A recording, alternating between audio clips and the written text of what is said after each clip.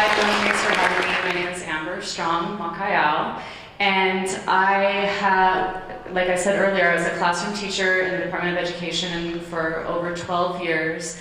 And so I'm going to be sharing from the lens of the classroom. And a lot of times the extended community sometimes thinks of classrooms as contrived places, that this is just not how we are in the real world. In fact, a lot of teachers talk that way. Like, when you get out in the real world, these are things that you'll need to do.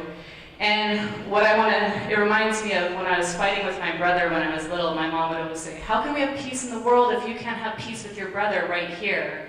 And so what I'm going to invite everybody to think about is, how can we ask students or the world to change if we're not modeling that way of being in our classroom? And we live in this era of high-stakes testing and standardization, and a lot of people think that there's not enough time to be making classrooms peaceful places where there's people talking and listening to one another and connecting with one another. And I want to just invite everyone to say that yes, we can do that in this era, and instead of accepting the reality as it is, teachers are political agents, and we are making change by the work that we do in classrooms and we do at schools. And what I want to focus on is 3 of the seeds of peace. I want to talk about community and critical thinking, and how I've been able to use community and critical thinking in my pedagogy and in my classroom as a proactive approach to violence prevention. So we're talking about creating cultures of peace at school so that there's less incidents of conflict that we're having to mop up in the aftermath, or have students have conflict with resolution with one another, but actually changing the entire culture of the school. And I also want to highlight that a lot of my work with creating community and critical thinking in classrooms has been being a culturally responsive educator. And as a culturally responsive educator, I mean emphasizing relationships in classroom and teaching about thinking. Teaching us to be good thinkers, whether it's internal thinking and our own reflection on our own existence and what we're doing in the world, or interdependent thinking with one another, but building community and thinking as an ethical member of a community.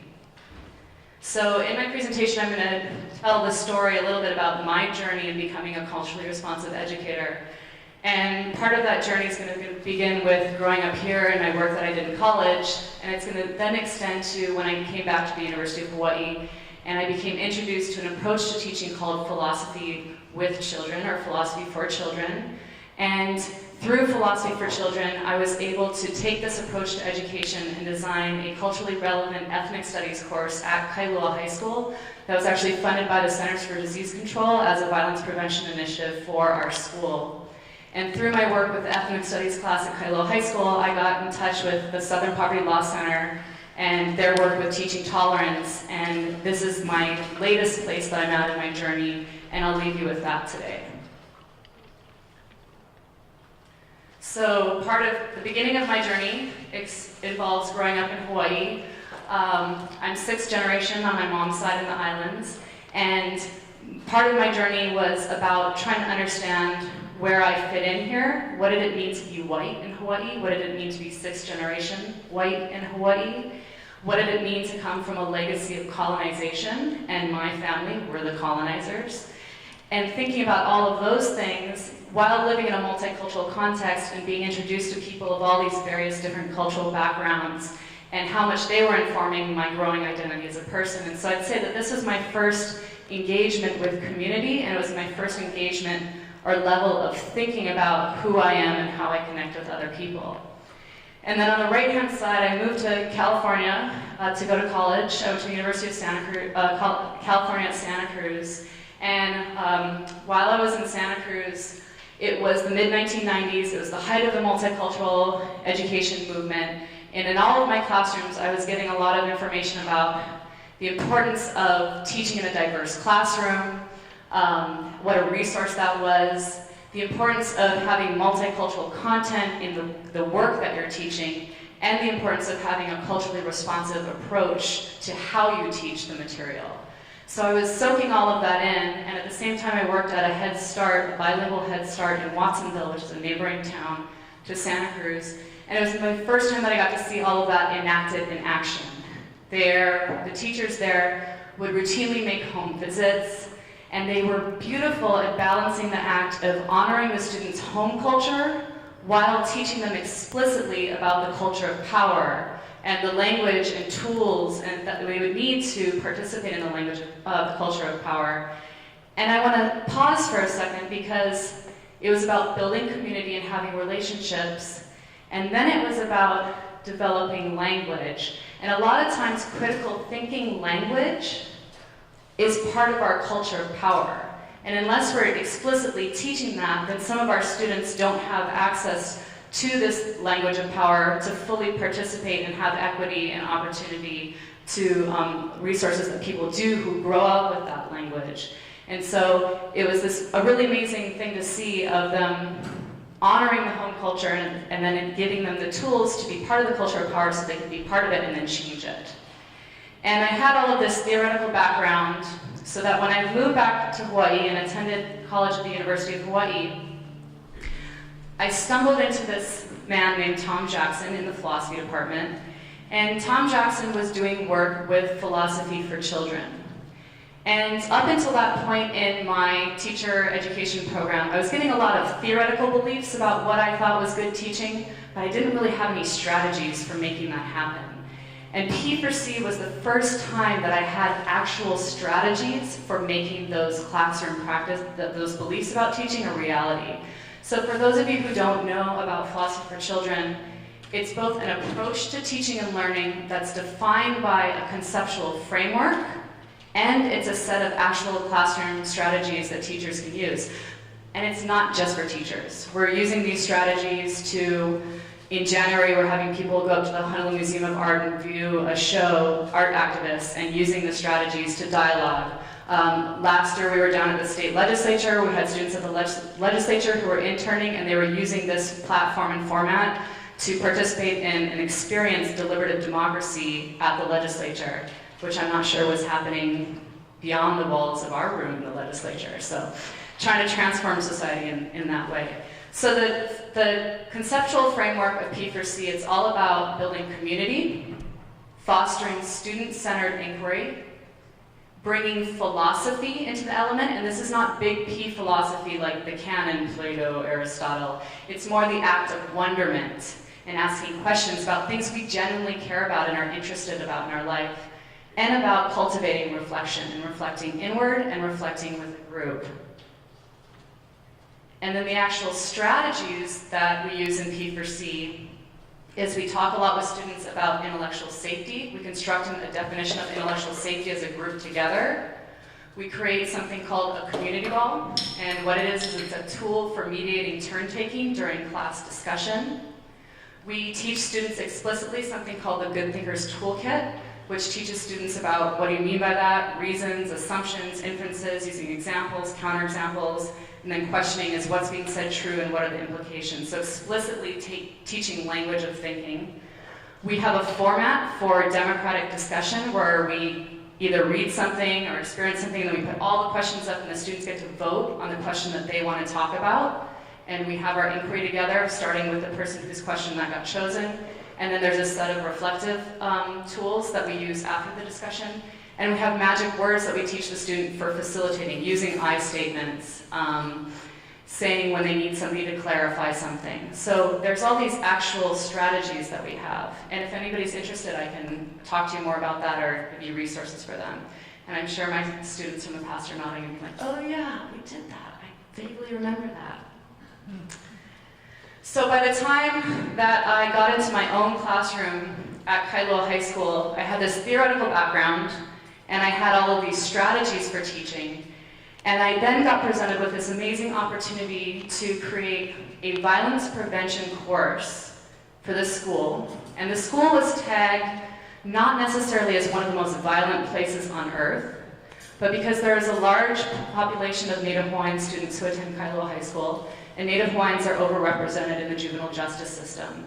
So it was seen as a preventative measure for the school modeling a culture of peace that would hopefully trickle out through the community through extended community partnerships and relationships.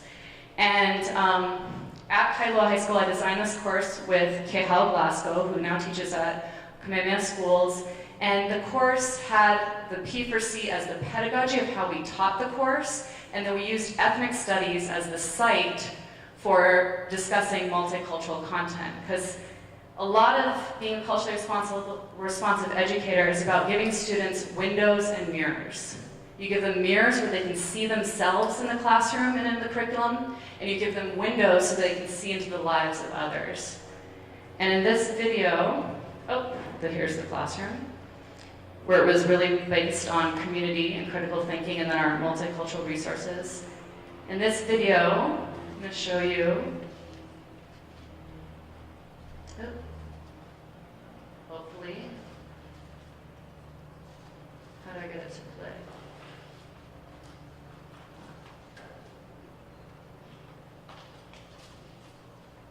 We promise we checked all this before. The video was made by the Southern Poverty Law Center that through this work that we were doing at Makaiau High School, they got to learn about it and they were looking for exemplars of what culturally responsive teaching looked like in schools and classrooms across the country, and they came to Makaiau High School and made this video. Through the work with the Southern Poverty Law Center, I got to partner with them to start thinking about they're centered in Montgomery, Alabama, and most of their work in terms of culturally responsive education is linked to groups on the continental US. And so what we were hoping to do was say, how can we bring Hawaii into this national curriculum and national conversation? And recently what they've developed is a brand new curriculum called Perspectives for Diverse America. It's a free online curriculum for educators. All you do is you log into the website and create an account. And it's an anti-bias curriculum that's focused around 4 main domains. That students be exploring identity in the classroom, diversity in the classroom, justice and injustice, and then taking action. And then what they provided for teachers is a platform to backwards plan and make units and lesson plans they have over 3,000 multi-genre texts, all primary documents in this data bank. You can sort by justice, you can sort by gender, you can sort by age, and they have this resource so that teachers can go and build these lesson plans and curriculum and implement in their classrooms as a way to bring multiculturalism into the conversation in an era when the Common Core has completely marginalized it. For those of you who are familiar with Common Core doesn't tell you what text you have to read, but they give you, students have to read in schools, but they give a suggested reading list. And most people just use the suggested reading list. And on that suggested reading list, I think for K through 2, none of the authors are of color. And I think almost it's something like 10% of the rest of the curriculum are authors of color. There's about 10% of people of lower socioeconomic status. So the Common Core does not reflect America. And I think that this was a call to action to say, we need to provide resources for teachers. So that's it. This was uncomfortable because maybe you were going to have to share it in this class. I thought I was going to have to share it, so I was getting kind of nervous. When you actually become accountable for your assumptions, that's what makes you nervous. And we're using the tools of critical thinking so that they're working on their thinking skills while they're negotiating this academic discourse related to who am I, do I belong, how do I relate to other people. There's different levels of being local. And so I have a question then. If there's different levels of being local, do you think there's different levels of respect that local people give to other people? It gets them to look at assumptions and to start breaking down their prejudices. And these critical thinking tools can transfer across any discipline and any content area. And one of the critical parts of our discussions is that they have to be done in an intellectually safe environment so that students feel comfortable sharing what they really think about things and using specific examples from their life. Second grade, I remember we were living on the streets.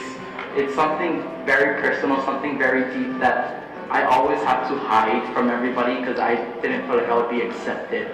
I can share it now because I feel like we came together as a family. The teaching strategies I don't think are unique to me as a person. I think that these are things that teachers across the globe can be using in their... Okay, awesome job, guys.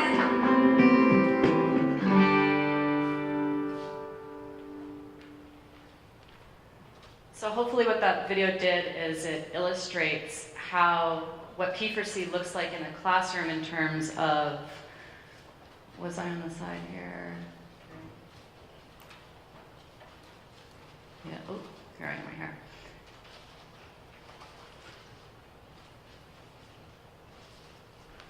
What P4C does in terms of building community in the classroom through using those strategies and also incorporating critical thinking. So just to wrap up the new relationship that we're building between Hawaii and the Southern Poverty Law Center is teaching tolerance is a place for educators to find thought-provoking news, conversation, and support for those who care about diversity, equal opportunity, and respect for all differences in schools. And like I mentioned, this is the brand new website for teachers. I highly recommend you go and visit it. It's so well done. The public launch was on Tuesday, so this is fresh off the presses. This is brand new.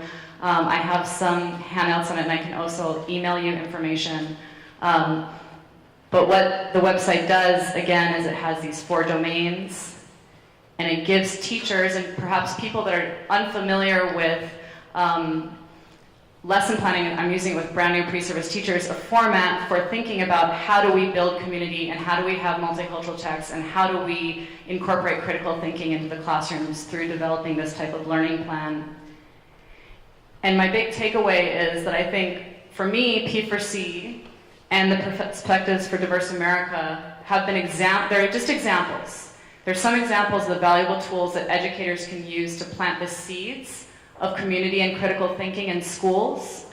And what they help us do is they help us create a culture of peace so that we're being proactive in our approach to conflict resolution. And Kailua High School is a different place from when I started there 15 years ago, and I think it's been this joint effort of the entire school community to say these are, like you were saying, like these are our shared values. And then how do we, now that we've all gone on the page about our shared values, how do we have actual strategies for putting those into practice and transforming this place and making this a place where kids and adults and community members and families feel like they're honored and listened to and that they can be thinkers in terms of solving the problems that we have in this particular community. And I invite anyone who's ever interested. We have 3 model schools with P4C, Kailua High School, Waimanalo Elementary and Intermediate, and Waikiki Elementary in town. And if you're ever interested in coming and seeing what this looks like in practice, I'd be more than willing to set that up with you. So with that said, we're at the University of Hawaii and our website is p4chawaii.org. Thanks for having me. This has been a lot of listening and sitting, and I think now it's time for us to digest. Thank you, Amber.